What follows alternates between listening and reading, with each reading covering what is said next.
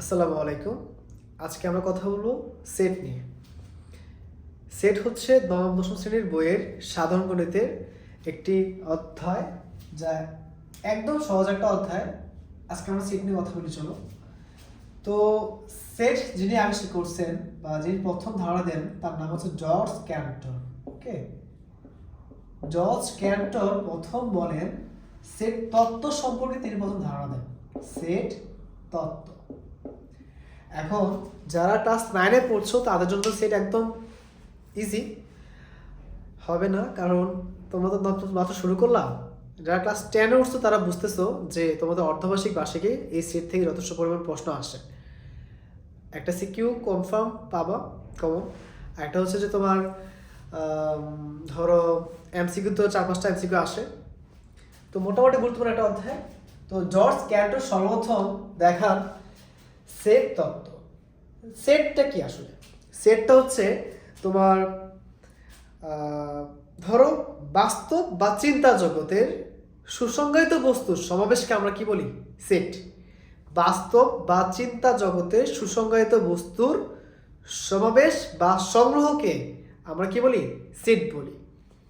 এখন খেয়াল করো, আমরা কথাবার্তায় এই সংজ্ঞাটা আমাদের কাছে একটু কঠিন। বইতে প্রথম এই সংজ্ঞাটা দেখলে আমাদের ভয় লাগতে পারে, কিন্তু যদি বলি তোমাদেরকে, আমরা সেটের সাথে কিন্তু আগে থেকে পরিচিত। যেমন ক্লাস 9-এ ওঠার পরে তোমরা শুনতেছো যে এখন গাইডের সেট কিনতে হবে, বইয়ের সেট কিনতে হবে, তারপর তোমাদের কলমের সেট লাগবে, তোমাদের টেস্ট পেপারের সেট লাগবে। তাহলে সেট, এই সেট কথার সাথে তোমরা কিন্তু সম্পর্কিত। যেমন ধরো সেট, বইয়ের সেট, আবার তোমরা কি বলো? সোফা সেট, নাকি? আরো কি বলো? যে টি সেট, ডিনার সেট। আমরা তো এভাবে বলি না। তাহলে বই, সোফা, টি, ডিনার সবগুলা আলাদা কথা। বই মানে একটা বই, সোফা মানে একটা সোফা, টি মানে তো চা, ধরো চায়ের যে যন্ত্রপাতিটা। ডিনার মানে হচ্ছে কি, যে ডিনার সেট। ডিনার বললে হয় খাবার, ডিনার সেট বললে কি বোঝায়? যে পাতিল, দুঃখিত, প্লেট, চামচ, এগুলো ইত্যাদি মিলে ডিনার সেট। আর বইয়ের সেট যখন বলবো বই, তখন বই বললে কয়টা হবে? একটা বই। আর যখন বলে ফেললো বইয়ের সেট, তার মানে হইতে পারে এখানে অনেকগুলো বই আছে, অনেক ধরনের বই আছে। তাই বলতেছি সংজ্ঞাটা একটু বোঝার চেষ্টা করো, যে বাস্তব বা চিন্তা জগতের সুসংজ্ঞায়িত বস্তুর সংগ্রহ বা সমাবেশকে আমরা কি বলি? সেট বলি। একটুখানি বোঝার চেষ্টা করো। ধরো বইয়ের সেট নিয়ে কথা বলি। তোমরা আপাতত যারাই ক্লাস 9-এ নতুন ভর্তি হয়েছো তারা জানো যে তোমাদের বই, ইংরেজি বই আছে, লেখলে ইংরেজি, ইংরেজি। তারপর তোমাদের বাংলা বই পেলাম, তাহলে এটা হবে ধরো বাংলা। তারপর মনে করো ধর্ম। তাহলে দেখো ইংরেজি, বাংলা, ধর্ম, ইংরেজি, বাংলা, ধর্ম, এই তিনটা বিষয় মিলে তুমি কি বের করলে? একটা বইয়ের সেট তৈরি করলা, যে আমি এই তিনটা বইয়ের সেট কিনতে চাই, বা আমি এই তিনটা বইয়ের সেট পড়বো, রাখবো আমার সামনে। তাহলে এই তিনটা সেট, এই তিনটাকে আমরা এখন কি বলতে পারি? একটা সেট বলতে পারি। কিন্তু একটা নিয়ম আছে। সেটের যে বিষয়গুলো আছে, সেটের সবগুলাকে বলা হয় এক একটা উপাদান। তুমি সেট হিসেবে যাদেরকে ধরতেছো, সেটের মধ্যে যাদেরকে রাখতেছো, সেই সদস্যগুলোকে তুমি কি বলবে? তাদের উপাদান কিংবা এলিমেন্ট। ওকে, উপাদান বা এলিমেন্ট। তাহলে একটি সেটের মধ্যে যতগুলো সদস্য থাকবে, যতগুলো তথ্য থাকবে, সবগুলো হচ্ছে কি সেটের উপাদান। ওই উপাদানগুলোকে লেখার একটা নিয়ম আছে। ধরলা এটা বইয়ের সেট, ওকে, তুমি বললে এটা বইয়ের সেট। এই বইয়ের সেটে কি কি বই আছে? ইংরেজি, বাংলা, ধর্ম, ইংরেজি, বাংলা, ধর্ম। প্রতিটাকে বলা হয় এই সেটের উপাদান বা এলিমেন্ট। তারপর দেখো, এই তো গেল সেটের সংজ্ঞা। সেট কিভাবে লিখতে হয়? উপাদানগুলোর মাঝে কমা চিহ্ন বসাতে হবে, পরপর লিখতে হবে।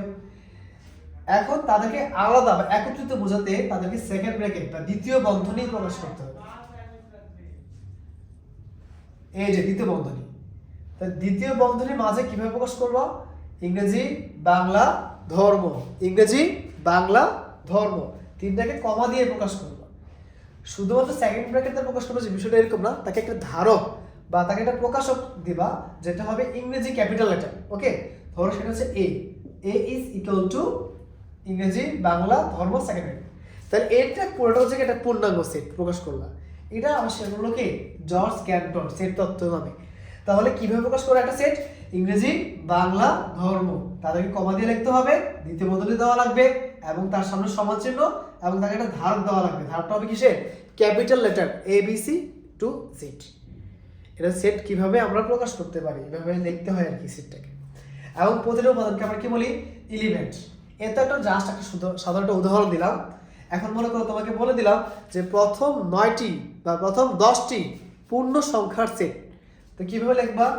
ধরো লিখবা তখন 0 1 2 3 4 5 6 তারপর 7 8 9।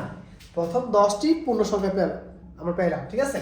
তখন তাকে কিভাবে লিখতে হবে? সেকেন্ড ব্র্যাকেট, প্রতিটি এলিমেন্টের মাঝখানে, প্রতিটা সদস্যের মাঝখানে কি লিখবা? অবশ্যই তুমি এখানে কি দিবা? কমা দিবা। এবং তাদেরকে একটা প্রকাশ করে দিবা যে এই পুরোটা সেট হচ্ছে বি সেটের আওতাভুক্ত এবং এরা প্রত্যেকে কার উপাদান? বি সেটের উপাদান। এবং এই বি সেট হচ্ছে কি? প্রথম 10টি পূর্ণ সংখ্যার সেট। পূর্ণ সংখ্যার সেট। এই হলো সেট কিভাবে লিখতে হয় তার একটা নিয়ম। সেট কাকে বললাম? বাস্তব বা চিন্তা জগতের সুসংজ্ঞায়িত বস্তুর সংগ্রহ বা সমাবেশকে আমরা কি বলি? সেট বলি। অনেকের স্কুলে বা বিদ্যালয়ে বা কলেজে আমাদের কি হয়? অ্যাসেম্বলি হয় না? দেখবা ক্লাস 9-এর যারা আছো তারা এক লাইনে, ক্লাস 10-এর তারা এক লাইনে। তো তারা যখন এক লাইনে যাও, তারপরে তারা কি সুসংজ্ঞায়িতভাবে কি হও? সজ্জা হও, সমাবেশ করো। ওটাই একটা সেট হতে পারে। ক্লাস 9-এর সেট, ক্লাস 10-এর সেট, ক্লাস 6-এর সেট। ঠিক তেমন বললাম কি এটা বইয়ের সেট। তো বইয়ের সেটে কি থাকতে পারে? ইংরেজি বাংলা ধর্ম, আরো যদি অ্যাড করতে চাই অ্যাড করবা কমা দিয়ে। তাদেরকে রাখতে হবে সেকেন্ড ব্র্যাকেটে, তাদেরকে দিতে হবে কি? আমাদের কমা সমান চিহ্ন এবং এখানে কি দেওয়া লাগবে? আমাদের এ দেওয়া লাগবে। ওকে, আচ্ছা, তাহলে এই গেল সেট প্রকাশের পদ্ধতি। সেট প্রকাশ মানে সেট কিভাবে লিখতে হয় তার পদ্ধতি। আচ্ছা, এরপরে দেখো এ তো গেল সেট কিভাবে প্রকাশ করতে হবে। এখন মনে করো যে আমি একটা সেট লিখলাম, ধরো C = 1 2 3। ধরো 1 থেকে 3 অবধি সংখ্যা বলে দিয়ে একটা সেট বানালাম। এখন বলো তো ভাইয়া এই 1 কি C এর উপাদান না? হ্যাঁ, অবশ্যই C এর উপাদান, কারণ C এর মধ্যে তো সে আছে। 2ও তার উপাদান, 3ও তার উপাদান। এখানে কি 4 আছে?